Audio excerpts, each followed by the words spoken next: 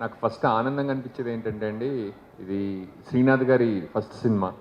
And ఏ డైరెక్టర్‌కైనా తన first cinema చేసినప్పుడు చాలా జాగ్రత్తగా చేయాలి. అన్నీ కొంచెం దగ్గరుండి మనం కూడా జక్కనలాగా చెక్కాలన్న ఫీలింగ్‌లో ఉంటారనమాట. అలాంటప్పుడు ఫస్ట్ సినిమాలోనే యాక్టర్‌గా నన్ను అడగడం నాకెంతో అది ఆనర్‌లా భావిస్తున్నాను. అండ్ శ్రీనాథ్ గారు నాకు చాలా చాలా నచ్చిన డైరెక్టర్. డైరెక్టర్స్ అంటే యూజువల్లీ చాలా క్లియర్‌గా ఉంటారనమాట. సో, శ్రీనాథ్ గారికి చాలా లాంగ్ కెరియర్ ఉండాలని, ఉంటుందని నాకు అనిపిస్తుంది.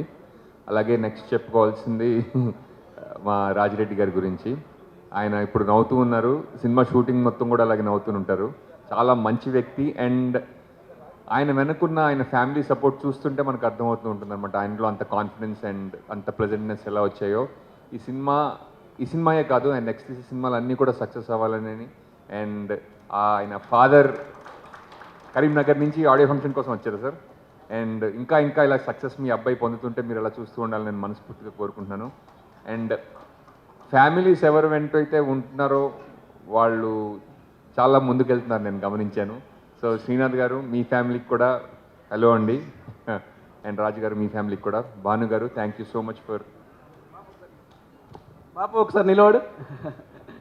మా డాడీ. అరే నమస్కారం సార్. నమస్కారం. వా చాలా చాలా మీరు గర్వించదగ్గ మొమెంట్ అండి ఇది. అండ్ ఈ సినిమా రిలీజ్ అయిన తర్వాత ఇంకా శ్రీనాథ్ గారు మిమ్మల్ని గర్వపడేలా చేస్తారని నాకు మనస్ఫూర్తిగా నాకు చూడాలని ఉంది. ఎందుకంటే నేను ఇండస్ట్రీ వదిలేసి వచ్చినప్పుడు మా నాన్నగారికి ఎంత ఇష్టమో లేదో నాకు తెలియదు కానీ ఊహలు గుసగుసలాడే సినిమా తీసినప్పుడు మాత్రం సర్లే ఏదో ఒకటి చేసావు అన్నారు. సో ఇది కూడా శ్రీనాథ్ గారికి ఆ సినిమా కావాలని కోరుకుంటున్నాను. అండ్ విప్లవ్ గారు అంటే ఒక యాక్టర్ ఏం చేసినా అంటే ఎంత బాగా చేశాడు అన్నది షూటింగ్ అవ్వగానే అయిపోదండి. ఎడిటర్ ఆ పెర్ఫార్మెన్స్ని ఎంత బాగా టేబుల్ మీద రాబట్టుకున్నారని ఉంటుంది. అండ్ మీలాంటి టెక్నీషియన్స్ ఉండడం వల్ల మాలాంటి యాక్టర్స్ హైలైట్ అవుతూ ఉంటారు. So thank you so much sir. And Mark Robin garu thank you for your kind words. And ఈ సినిమాలో మ్యూజిక్ ఎంత పెప్పీగా ఉందో మేము అందరం విన్నాం.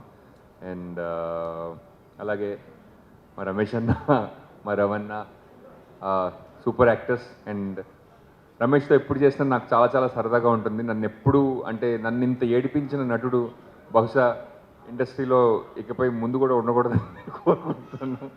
అలాగే నేను చాలా చాలా నేర్చుకున్న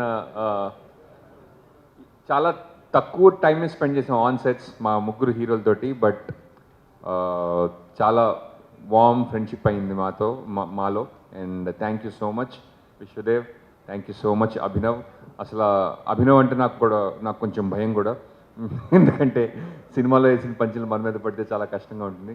అతని టైమింగ్ కానీ ఏమన్నా కానీ ఎక్సలెంట్ అనమాట.